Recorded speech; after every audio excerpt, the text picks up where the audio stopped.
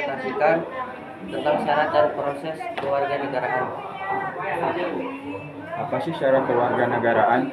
Syarat kewarganegaraan adalah ketentuan-ketentuan yang harus dipenuhi oleh seorang yang ingin menjadi warga negara suatu negara. Melalui proses kewarganegaraan, syarat-syarat ini biasanya ditetapkan oleh pemerintah negara tersebut dan dapat berbeda-beda tergantung pada kebijakan dan hukum yang berlaku. Adapun syarat untuk menjadi warga negara Indonesia melalui proses kewarganegaraan antara lain: 1. Telah berusia 18 tahun atau sudah menikah. 2. Telah bertempat tinggal di Indonesia secara terus-menerus selama 5 tahun atau 10 tahun dalam keadaan tertentu. 3. Berkelakuan baik dan tidak pernah dipidana penjara. 4. Dapat berbicara bahasa Indonesia dan mengakui serta menghormati adat istiadat Indonesia. 5. Memiliki pekerjaan dan penghasilan yang tetap. Lalu ada proses kewarganegaraan. Proses kewarganegaraan adalah prosedur yang diikuti oleh seseorang yang ingin menjadi warga negara suatu negara melalui proses naturalisasi.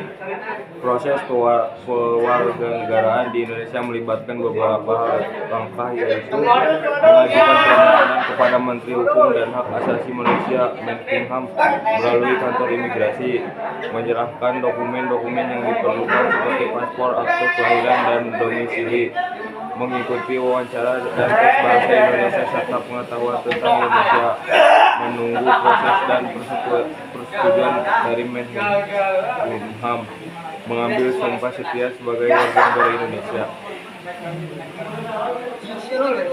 Salah satu contoh warga negara asing yang mengikuti proses menjadi warga negara Indonesia adalah Robertus Robert, seorang warga negara Australia yang menjadi warga negara Indonesia pada tahun 2018. Ia telah tinggal di Indonesia selama lebih dari 10 tahun dan bekerja sebagai pengusaha di bidang pariwisata. Robertus Robert mengikuti proses kewarganegaraan dan berhasil menjadi warga negara Indonesia setelah memenuhi semua syarat dan prosedur yang berlaku. Itu saja dari kami. Wassalamualaikum warahmatullahi wabarakatuh.